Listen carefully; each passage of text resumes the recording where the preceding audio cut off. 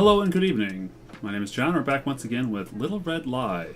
It's part of my Steam cleaning series. We're on, episode 4 or 5 at this point. I should talk to Dad and ask him what his plans are here. Alright. Lie about parking. Come on. There we go. Up in downtown, it takes an hour to park and twice as long to get here. Ain't that the truth about Toronto? Did you find a safe place to park? Your ancient sedan is being closely guarded by elite mercenaries. Lest our AM/FM radio with 5 disc change be absconded with. You know, the basic idea of parking is to stop thinking about the car. Yeah, I got lucky actually. Found the perfect spot. Good. And I appreciate you wanted to be here. But you shouldn't be taking time off work for this. Well, bad news about that. I love you that you think this is what people get fired for, not just the pretense they can use when they've already wanted to. Or like they can't make something up. It's fine, Dad. I talked to my boss. Lots of people have family commitments. They have to be reasonable. Dad, how many will I work with now run for the door the moment their kids get a nosebleed? Who do you think picks up the slack? I'm owing on this one. Seriously. I know, but you need to save those times when you have real emergencies. This isn't one. You said we don't have any money. I think that counts as an emergency. I said there are things we can't afford anymore. Don't exaggerate. That isn't what you said, though I'm not saying exactly what you said either. So it goes. I'm not. Tell Maggie we're here, alright? I'm just gonna go through the papers one more time. Alright. What are these? Lie about lackluster magazine selection. Canadian Hunting and Sport Fishing, June 1996. I think you keep it old school here not to rock the boat for a vast majority of people who have serious amounts of money. Are you Maggie? Lie about doing fine. Hello, miss. How may I help you? Maggie? You don't remember me? Huh? Sarah Stone. My father? Alan? As soon as she realized who I was, I knew something was wrong.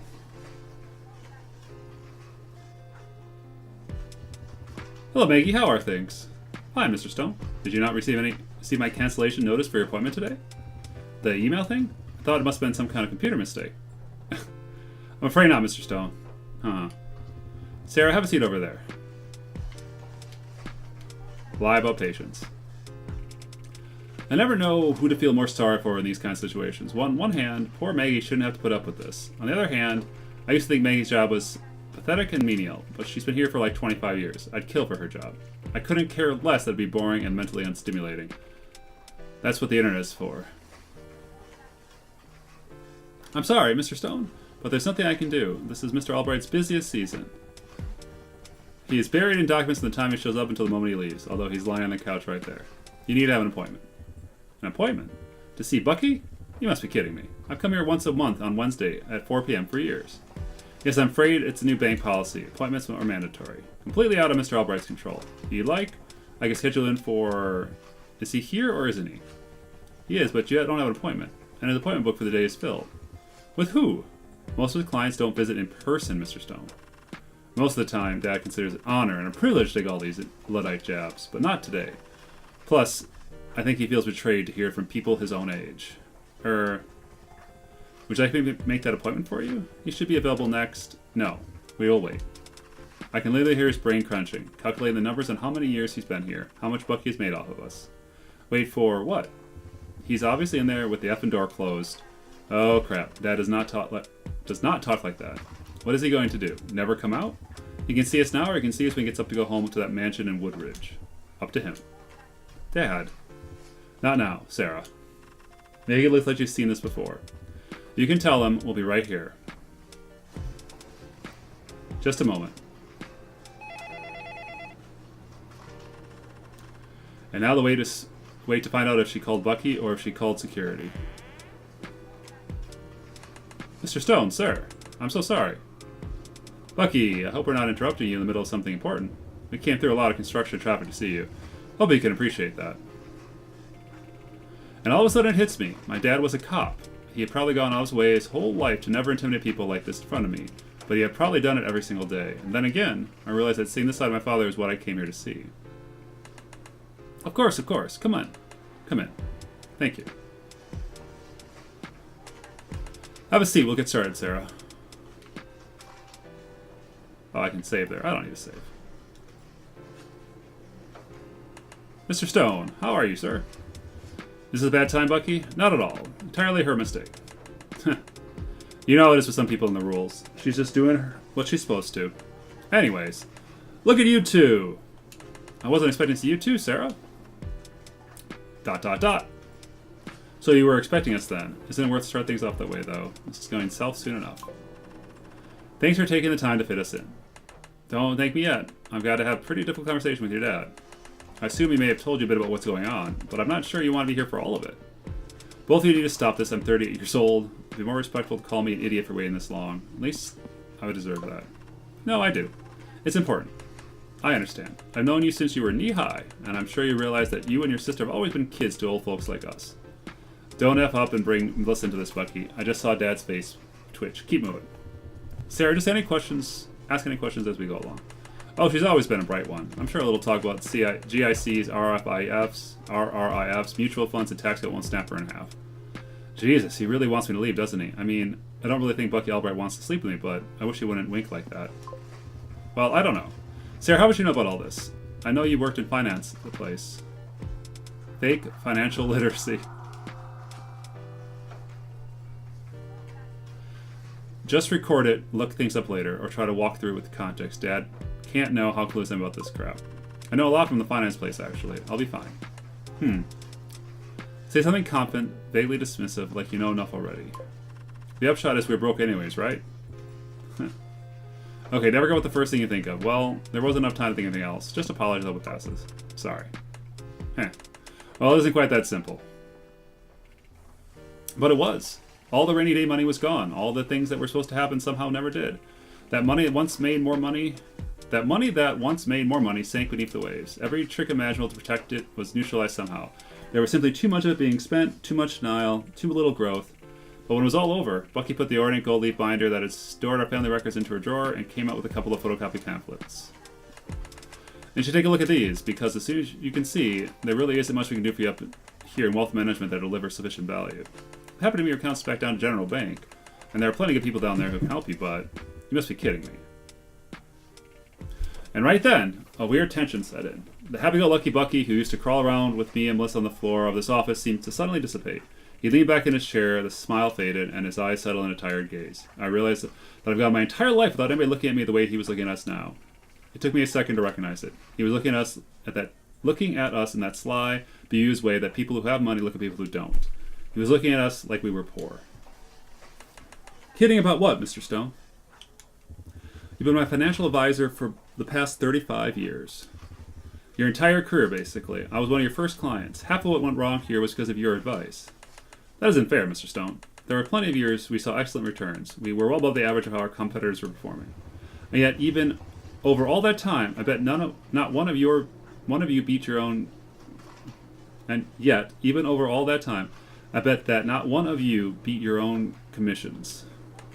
Obviously, I can't discuss the business I did with the other clients, Mr. Stone, but the results do always vary. You helped pour our family assets into this mess. You can be darn sure to help us out of it. Give you a helping hand by using what, Mr. Stone? How could I possibly do it? Your investments are long gone, your savings are dried up, and you have 2 grown dependents. Leave my children out of this. Mr. Stone, your children are not children, and I tell you that both as a friend and as a person who modeled a financial plan for you decades ago. Our anticipation was never that they would have a level of dependency upon you. You got your pension and you got your house. The entire meeting could have been as short as that sentence. Are you trying to tell me? Mr. Stone, I don't have time for this discussion. You know what my hourly rate is, and we both know that you can't afford it. Huh. And he walked out, just like that. I bet you've been cutting a lot of meetings with that trick lately. You lose our money until we can't afford it. You'll lose our money until we can't afford it. Brilliant. Sarah, I'm sorry you had to see that, but I don't think your father was wrong to bring you here. This is the way it is. If there's any consolation, there might not have been anything you could have done differently. Yeah, funny how you didn't mention that until now, once you've taken as much of us as you could. When you won, it was you. When you lost, it was meant to be. I guess my sister and I will look into how we can make more money. Look after them. That's the right attitude, Sarah. We always tell people to hang in there. The market always recovers, and so will you. Until it doesn't, or you don't live to see it. I've got to get out of here and make sure Dad's alright. Hold on a second, Sarah. What is he writing? This is the name of somebody I've worked with for a long time.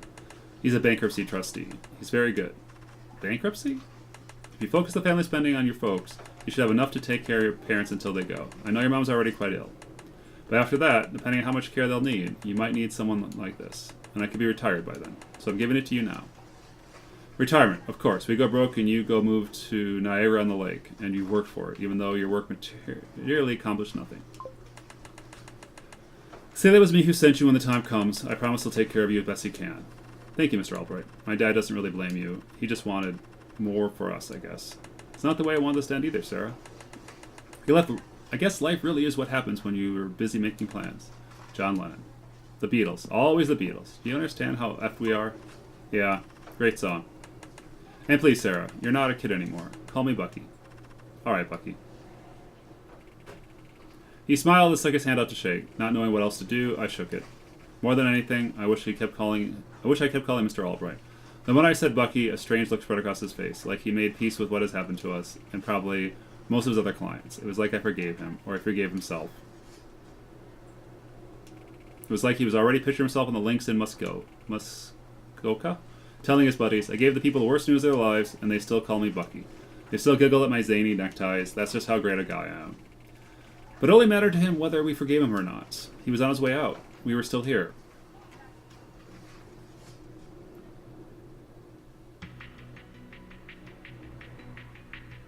The media are full of crap. By Arthur Fox. I know this is going to sound whatever, but please explain something to me. How is the media supposed to mean anything to ordinary people when it's increasingly around people who are barely out of college? I mean, I understand that their parents basically bought them the jobs, but it's getting ridiculous. This isn't to say I have a problem with any of them, but they do live the way that. But do they live the way that I do? Care about the things I care about? Of course not. And lately, you'll notice they don't even stop for a heartbeat to consider it. They've lost their way. They've caved to myopia that is completely irresponsible given the tiny percentage of the population that they probably represent. Look it up. This is the contemporary media landscape. And if you don't believe the facts, just make your way down to the set of any television news show. This one's no different. In the end, none of them are. They all exist to do one thing, make money. They would not exist if they did not. In other words, I imagine they will shortly not exist. But it's still effing embarrassment. Where's the producer I'm supposed to check in with? I guess it's one idiot who isn't dressed like he's at a beer commercial. Might as well talk to him and get this crap over with. Alright. Oh, there's a lot of people here. Lie about an affinity for the unimportant. Arthur Fox. Darn glad to meet you.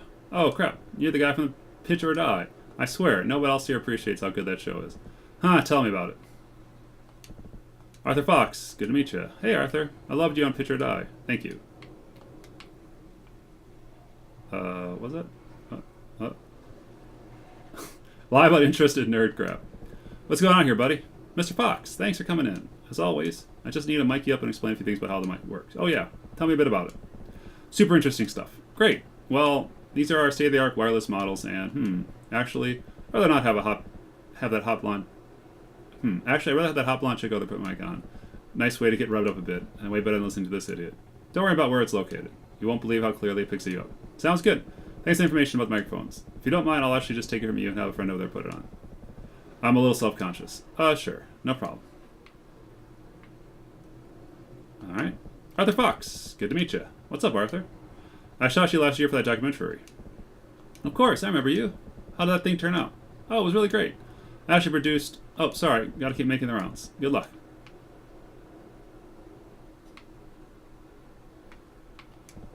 Arthur Fox. Good to meet you. Huh? Hey. This guy's only pretending not to know who I am. Trust me. Everybody knows who works in television. Everyone who works in television does nothing but watch television. Alright. Well, I have a desire to be slightly rubbed. Sorry, can I have this mic on? Sure. Can't lie. The fact that they don't want to do it is kind of turns me on. Okay, you're all set. Have a seat with the host and they'll get started. Lie about the honor of being on television. Chat, you're looking great. Ready to do this? Yes, sir. Distort economic reality. Every day. Tonight, we're joined by financial advisor and money guru Arthur Fox, author of the new book, Stop the Negativity, Your Guide to Financial Freedom. I can't wait to be on nothing but national television and beyond. At least I'm not being subjected to radio. I mean, seriously, who watches this crap? The pleasure's all mine, Chet. Arthur, people are right now worried sick about money. Yeah, that's a great segue. People worried about money. Truly unprecedented. Exceptional stuff. Chet, you hit the nail on the head. I'm out there. I'm hearing about it every single day. What advice do you give your clients? First, I'm going to say a lot of nonsense about employment going up, even though it really isn't, and the new jobs suck, plus a lot of unemployment people aren't being counted anymore. First and foremost, the reality is, across the country, things are actually looking up. Sure, but employment numbers are only one piece of the picture. Next, let's talk a bit about the market, not any particular market because you wouldn't understand that, just like the market and how many points is up by it, like a baseball game. Absolutely, but we're also seeing a lot of recovery in the market. The market is coming back very strong. We're beginning to see real confidence again. Alright, but where should people spending if they're fortunate to have some cash on hand? Now I'll give you some tips on saving, even though I personally never saved for anything. Also, you wouldn't need savings if wages were anywhere near inflation. One word, savings. Savings. You want to max out your contributions, your RRSP, load up the TSFAs. That money is going to be there somewhere when you need it most. Still, with people owing much as they do, you don't hear a lot about saving these days. And now I'll talk about debt like everyone out there is a Rockefeller because they have a TV and a cell phone. Like people aren't using credit to pay bills even though they know they are. Look, when it comes to consumer debt, we all know it's a matter of needs versus wants. You have to resist the urge. Any other tips for people trying to get by, Arthur? To close off, I'll talk about family and friends. Really the most important thing, I'm going to spend all the money on a car. Well, the things you really got to treasure are the things you hopefully already have. Your friends, your family, and your health. Fair enough, Arthur, but do you really think that's enough? Don't you have any reaction to the increasing amount of precarity we're seeing out there? Where the F is he going with this? I came here to talk about a book. I swear, this guy's trying to sandbag me. A lot of people out there are fed up with the way things are going. They say platitudes like yours aren't enough, that many of them couldn't absorb even a slight emergency. I can't tell if this is an ambush or an alley-oop. He might be just too stupid to do it properly. I'm mostly pissed because I didn't get to plug the book yet. But you know what? Before I do that, the pathetic attempt of this individual to indict my character has inspired me to pause a minute for a brief talk on the state of journalism.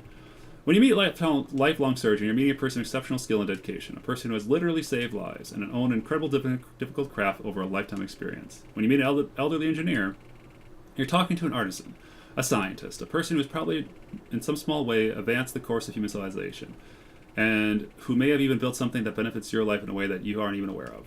When you meet an old journalist, a person who has managed to hold on to that effing water trade for decades on end, you're never beating anything but a cockroach. An evil, unkillable, slimy, shifty, lying, gossipy, backstabbing, shameless, sneaky, credentious little goblin. He doesn't like media.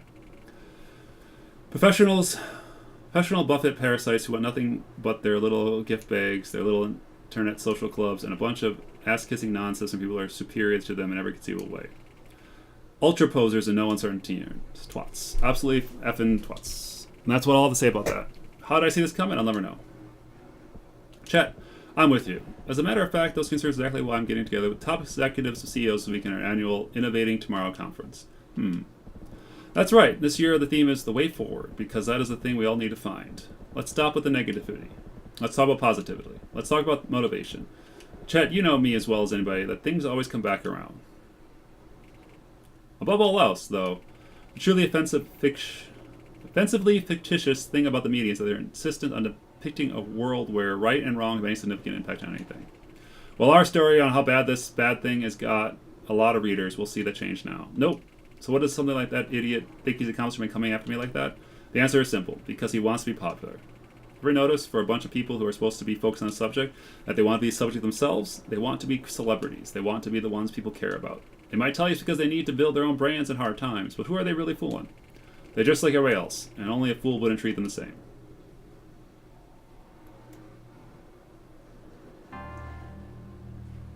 Oh, a little coffee shop. What Friends Are For by Shara Stone.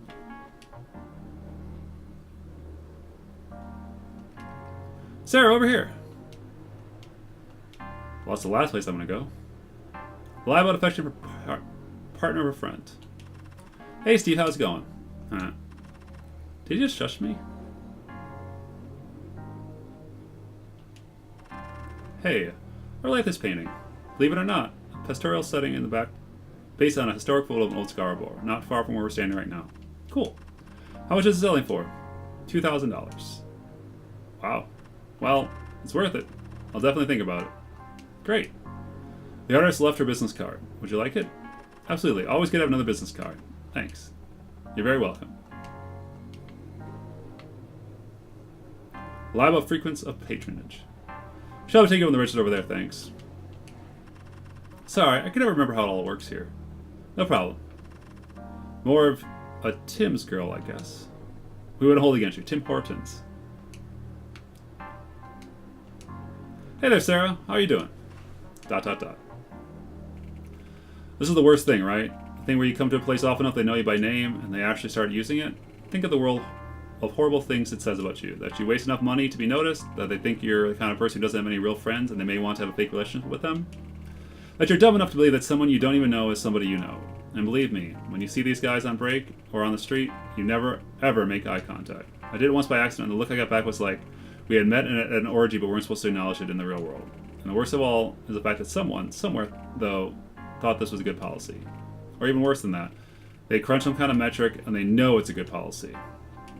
But there are enough ghoulish, tasteless, gormless people in the world who actually like the treatment that it becomes worth inflicting on everybody else. And I don't care if they have a name tags. I'm not doing it back. Hey there, Kelly. What's your roast of the day? Today's roast is Ethiopian Portuguese blend. Very earthy and nutty, with a subtle hint of sweetness. I'm not... Whoa, that typed in weird. I'm not usually into earthly. Anything else? Well, as always, ever Irish cream in a breakfast blend. Just the usual, the Irish cream? Sure. I'll try something interesting next time. Oh, another whatever my friend over there is having. Great. I'll bring it over. After being called by my name, this is the thing I hate the second most. People of my own age having to be servile towards me. I can't wait. I can wait 20 seconds for you to do something. You don't need to walk all the way around the counter over to my table just to make me feel like you were a waitress. If you were some kind of kid making the college or tips, or if it was 80 years old and could barely move without displacing my hip, I would say God bless. But doing for me is somehow intensely depressing. Ultimately, though, I know it's just the awkwardness of being happy that I'm not you. The fear that if things keep going the way they're going, that I might end up working a job like yours too. Not that I think there's anything wrong with that. I need to find some courage to ask Claire for this money. Sarah? I'll bring it over to you. Oh, sorry. Drifted away for a second there. It's fine. I'll wait. Got one Irish cream and one Ethiopian blend for Sarah. You can pick it up down here. Thanks. Alright. Time to do this. I'll pick up the coffees and head back over to the table. Maybe if I tell her how things are going, she won't make me actually ask her. Maybe she'll just offer. Omit direct request for help.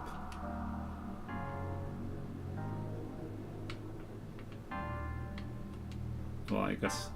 Lie about a 7 over minor social event. Oh my god, hello, it's so good to see you. I know, how long has it been? Forever.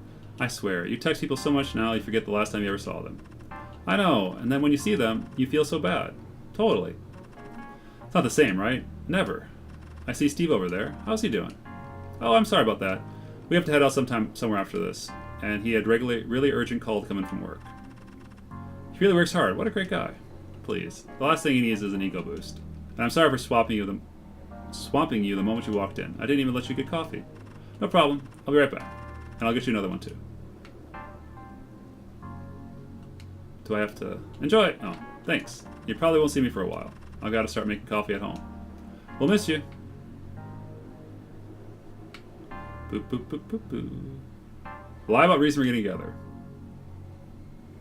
Here's coffee. Is this Ethiopian blend any good? It sounds weird. Why didn't they just bring it over? I was so confused why he kept standing up there. I thought they screwed it up or something. How could they screw up a coffee and a latte? Pshh. Who knows? Anyways. So how's everything with you? Really good. They let me go at work, but I think it's for the best. What? When this happened? Oh, not too long ago. I didn't want to bother anybody with it. Like I said, I'm actually glad it happened. Well, what will you do now? I'll probably find something in the same field. I got a lot of experience, and that's always what they're looking for. It'll just be good to have a new office, a change of scenery. Wow, I've been reading that it's really tough out there. Like impossibly tough. It is. It can take me a while, and I was on contract for years, so I don't qualify for UI or EI, or whatever it's called now. I haven't looked into it. She stares down. It's a strange moment, right? This is my best friend of 30 years. We grew up together, we went to school together, but all that time, we've never lent so much as a dollar to each other. Money just never came between us. We both always had what we needed. I know I should just ask, but I can't. Well, at least let me pay for coffee. It's okay, I mean. I'm not trying to say you can't afford coffee. No, really appreciate it. I don't think that's what you're saying. But I've already paid for it, and if you physically hand me money, then I really would feel like you're saying I can't afford coffee. Yeah. I guess it wouldn't feel very dignified for me to throw coins at you. Yeah. Next time. But I already felt like maybe there won't be one. I had just crossed the line that had clearly made both of us barely able to look each other in the eye. And the more I began to think about how close the two of us really were, the more the rope began to fray. We were best friends, but the longer I awkwardly stared downwards, the more I realized we'd never given or helped or listened to each other at all. When she went out with Steve, who was a jerk incarnate, by the way, I didn't even say anything. She never warned me off anybody either. We used to have this big group of friends, but as people began to fall away from it, it felt like nothing at all. We called it adulthood, but what was it really? Could have been none of us were really friends, but we didn't even know it, because the truth is that none of us had ever had any real friends at all. Claire, you ready? We gotta skedaddle. Oh, sure. Sarah, I'm sorry. I know you just got here. Don't worry about it, it's fine. Call me, alright? Enough with the texting. For sure. I want to talk more about this. You know, I'm there for you. I know. Have a good time. And remember, Sarah, no matter how bad things seem, everybody in the world has problems. Huh. I know it doesn't feel that way now, but I promise you, there isn't a person in the world who can go around without worrying about something. It's all a matter of perspective. It's interesting how all the save stuff is religious icons. Hot Women Will Screw You If You Have a Good Car by Arthur Fox. The scale on these cars versus the couches are weird. I've loved sex my whole life, and I'm an animal sex fiend. I want you to know what I'm saying comes from the heart. If you were a hot woman, wouldn't you want to take who you screw seriously? I would. I'd be sucking on my own tits all effing day, laying around, getting ready to hit the club, touching myself, painting up my... it works. So I can't blame them. I don't fault them. Hot women got a hot commodity for a limited time, and they want something for it. And what could be more pointless than a man who won't give it to them? You're about to see a side of me you've never seen before. The businessman, the deal maker. Don't say I didn't warn you. Alright. Well, Mr. Arthur Fox in the car dealership, we're going to cut off this video here. And when we come back, I guess we're going to buy a oddly scaled car. Cheers.